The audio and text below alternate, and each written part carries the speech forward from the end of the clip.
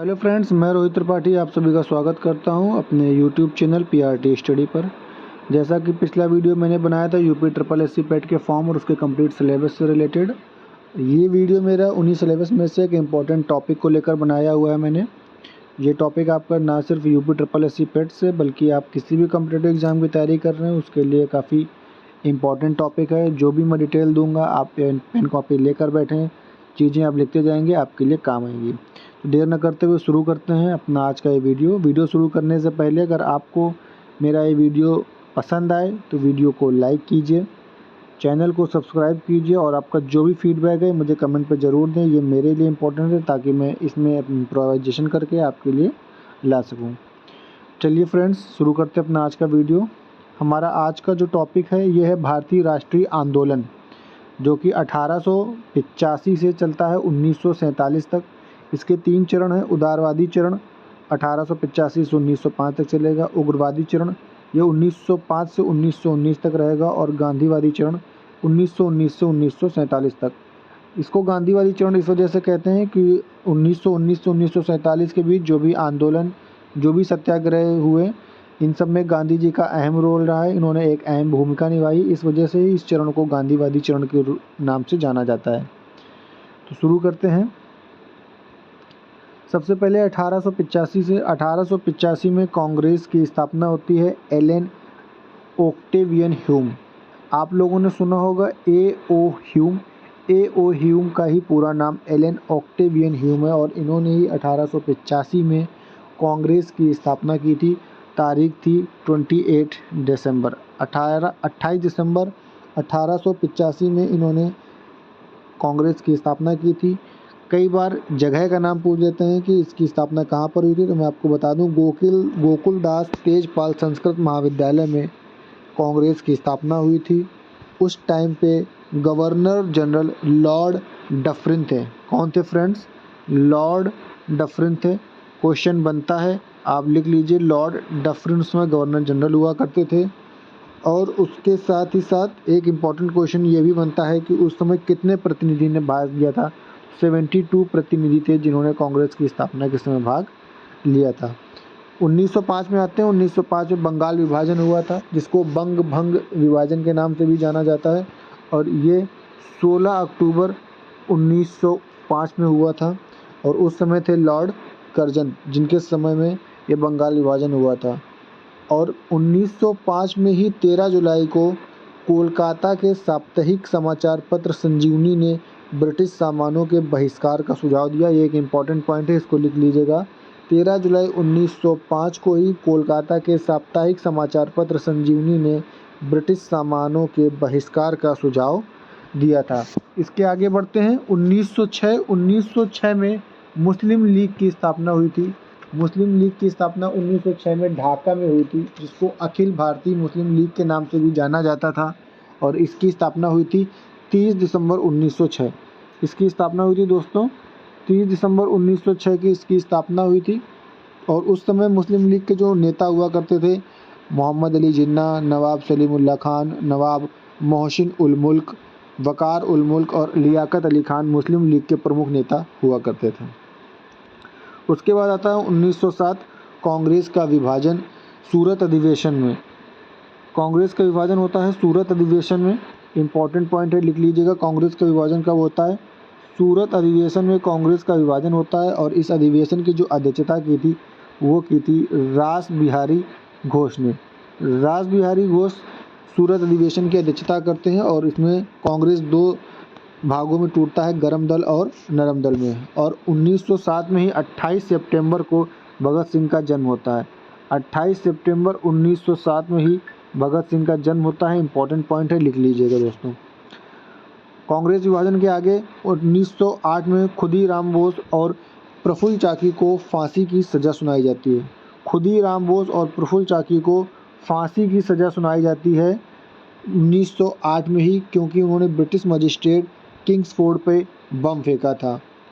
और 1908 में ही 3 जुलाई को, डेट इम्पॉर्टेंट है, लिख लीजिएगा। 1908 में ही 3 जुलाई को बाल गंगाधर तिलक को ब्रिटिश सरकार ने देशद्रोह के आरोप में गिरफ्तार किया था। और 1908 में ही 15 जून को कोलकाता शेयर बाज़ार शुरू हुआ था। कोलकाता शेयर बाज़ार की शुरुआत कब हुई थी? 15 जून 1908 को। इसके बाद 1909 में मार्ले मिंटो सुधार अधिनियम आया था फ्रेंड्स। क्या आया था? ये आधार नहीं है, मार्ले मिंटो सुधार अधिनियम है, 1909 में ही आया था, जिसको भारतीय परिषद अधिनियम के नाम से भी जाना जाता था। और इस अधिनियम में मुसलमानों के लिए एक अलग निर्वाचन मंडल बना था 1909 के मार्ले मिंटो सुधार अधिनियम में। इसके आगे चलते हैं।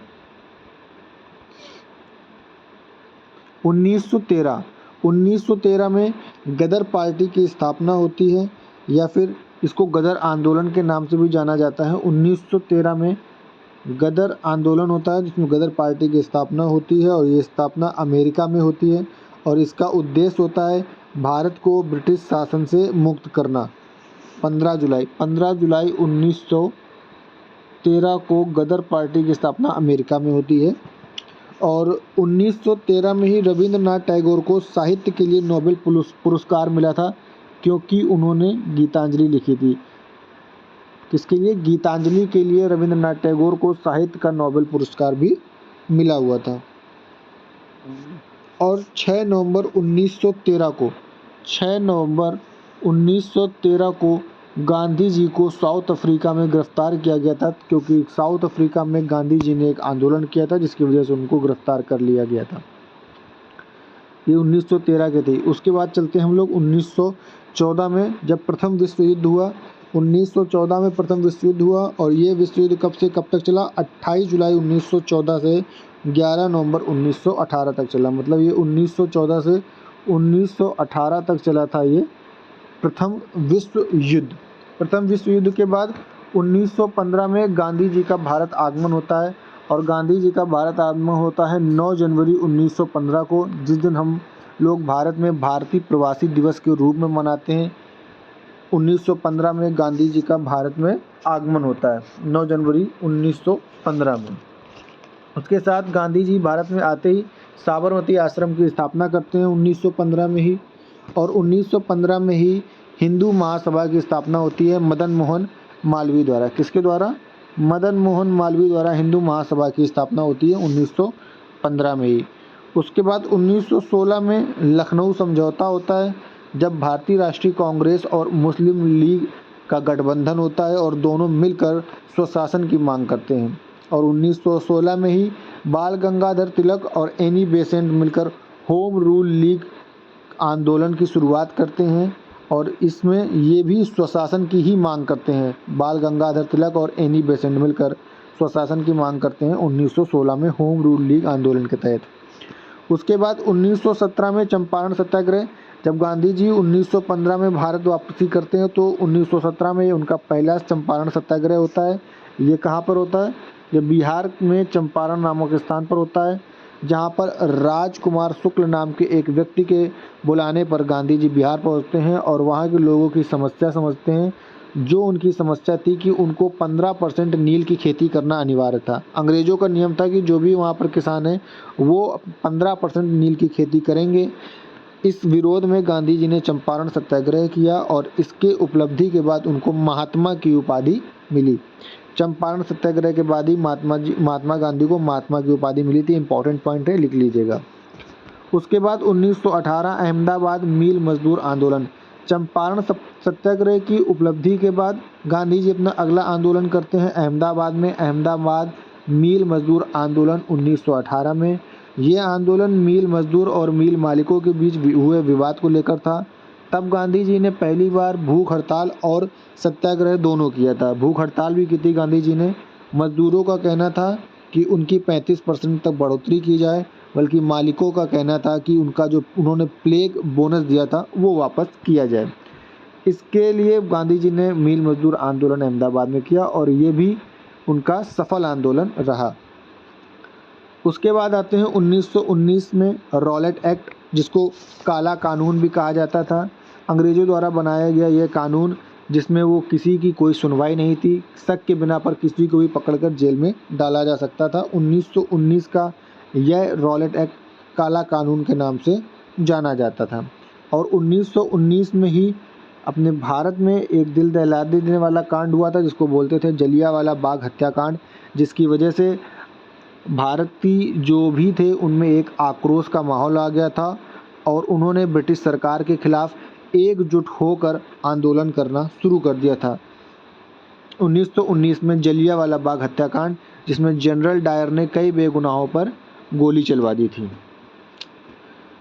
1919 हत्याकांड के बाद 1919 में ही एक खिलाफत आंदोलन होता है जो कि मुस्लिमों द्वारा चलाया जाता है। वो तुर्की में जो उनके खलीफा थे उनके पद को बहाल करने के लिए मुस्लिमों द्वारा चलाया गया सबसे बड़ा आंदोलन है खिलाफत आंदोलन।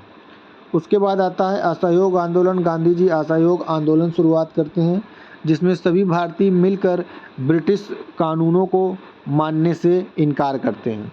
असहयोग आंदोलन के बाद 1922 चौरी चौरा कांड, 22 पुलिसकर्मियों को पुलिस स्टेशन समेत जला दिया जाता है। ये चौरी चौरा कांड उत्तर प्रदेश के गोरखपुर में चौरी चौरा नामक जगह पर होता है चौरी चौरा कांड।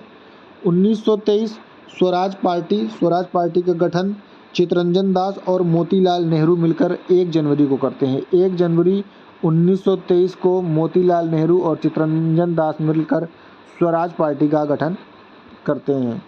1924 बहुत ही इम्पोर्टेंट है फ्रेंड्स। 1924 इम्पोर्टेंट इस वजह से है क्योंकि ये कांग्रेस का 39वां सत्र था और गांधी जी ने कांग्रेस के एकमात्र सत्र में अध्यक्षता की थी। वो था कांग्रेस का बेलगांव अधिवेशन और ये कर्नाटक के बेलगाम नामक स्थान पर हुआ था जिसकी अध्यक्षता गांधी जी ने की थी। 1925 काकोरी कांड, काकोरी नामक स्थान पर एक ट्रेन को लूटा गया था। भारतीय जो भी अपने क्रांतिकारी थे इनके द्वारा, क्योंकि उस समय जो भी भारतीय क्रांतिकारी थे उनको धन की बहुत ज़्यादा आवश्यकता थी। तो 1925 में काकोरी ट्रेन कांड हुआ था जिसका मूल उद्देश्य था अंग्रेज़ों के खजाने को लूटना और अपने प्रदर्शनकारियों और जो भी अपने आंदोलनकारी थे उनके लिए धन जुटाना। 1928 साइमन कमीशन, इसकी दो डेट आपको मिलेंगी, एक 1927 और एक 1928। तो जो 1927 था इसमें साइमन कमीशन का गठन हुआ था फ्रेंड्स। क्या हुआ था? साइमन कमीशन का गठन हुआ था 1927 में, लेकिन जो साइमन कमीशन था ये भारत आया था 1928 में। 1928 में भारत आया था और ये कमीशन भारत में खुलकर इसका विरोध किया गया था और इसके लिए साइमन गो बैक का नारा लगा था। साइमन गो बैक का नारा लगा था वो इस वजह से क्योंकि इस कमीशन में कोई भी भारतीय नहीं था। जितने भी इसमें अधिकारी थे सारे के सारे ब्रिटिश अधिकारी थे। कोई भी भारतीय अधिकारी ना होने के कारण इसका खुलकर भारत में विरोध किया गया था। 1928 साइमन कमीशन के बाद आता है 1929 लाहौर अधिवेशन। 1929 का लाहौर अधिवेशन जिसकी अध्यक्षता करते हैं JL नेहरू, जवाहरलाल नेहरू और 31 दिसंबर 1929 को ये अधिवेशन होता है। कब होता है फ्रेंड्स? 31 दिसंबर 1929 को ये अधिवेशन होता है जिसकी अध्यक्षता जवाहरलाल नेहरू करते हैं और वो पूर्ण स्वराज की मांग करते हैं। इस अधिवेशन के दौरान वो पूर्ण स्वराज की मांग करते हैं। इसके बाद आता है 1929 का दांडी मार्च। दांडी मार्च ये एक यात्रा थी जो कि थी 375 किलोमीटर की। 375 किलोमीटर की ये यात्रा गांधी जी अपने 78 स्वयंसेवक के साथ मिलकर शुरू करते हैं।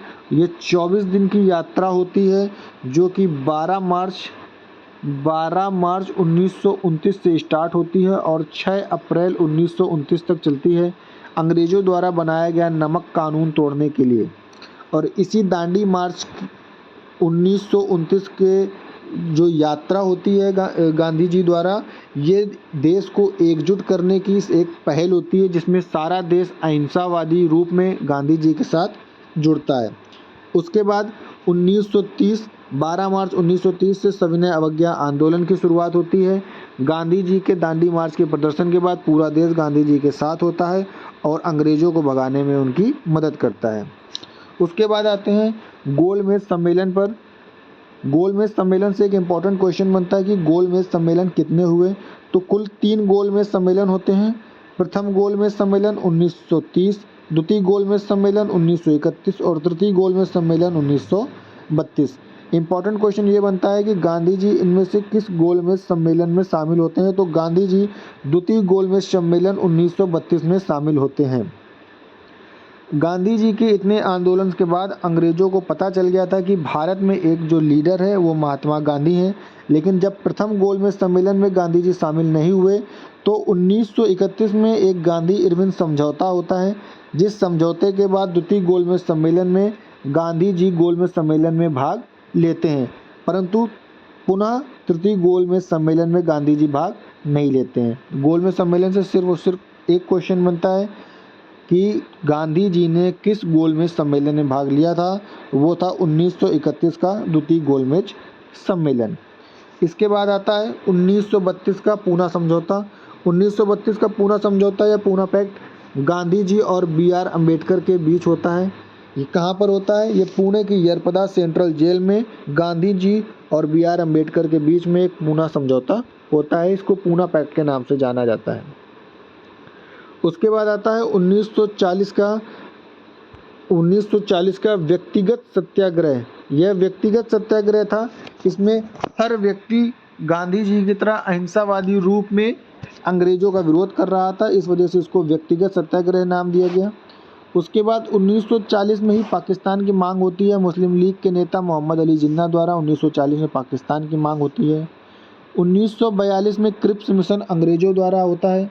यह अंग्रेजों का एक असफल मिशन था। जब सेकेंड वर्ल्ड वॉर के दौरान अंग्रेजों को सहायता की जरूरत पड़ी तो उन्होंने क्रिप्स मिशन बनाकर उसको भारत भेजा, लेकिन ये एक असफल मिशन था। उन्होंने भारत में आकर सैनिकों की मदद मांगी, जो कि उनकी मदद नहीं की गई। इस वजह से इसको एक असफल मिशन माना जाता है। अंग्रेजों का ये एक असफल मिशन था। 1942 में हम लोगों ने पूरे आक्रोश के साथ भारत छोड़ो आंदोलन शुरू किया। 1942 में हम लोग शुरू करते हैं भारत छोड़ो आंदोलन और इसकी तारीख होती है 8 अगस्त 1942। डेट ही इम्पोर्टेंट है, लिख लीजिएगा। और 1942 में आज़ाद हिंद फौज की स्थापना होती है। 1942 में आज़ाद हिंद फौज की स्थापना 1 सितंबर 1942 को होती है और इसकी स्थापना करते हैं कैप्टन मोहन सिंह। कैप्टन मोहन सिंह द्वारा आज़ाद हिंद फौज की स्थापना की जाती है, लेकिन बाद में इसकी बागडोर संभालते हैं सुभाष चंद्र बोस। बाद में इसकी बागडोर सुभाष चंद्र बोस संभालते हैं।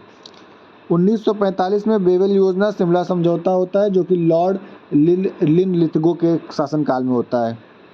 1946 में नौसेना विद्रोह होता है, जो कि अंग्रेजों के समय भारतीय नौसेना का सबसे बड़ा विद्रोह था। उस समय भारतीय नौसेना का नाम हुआ करता था रॉयल इंडियन नेवी।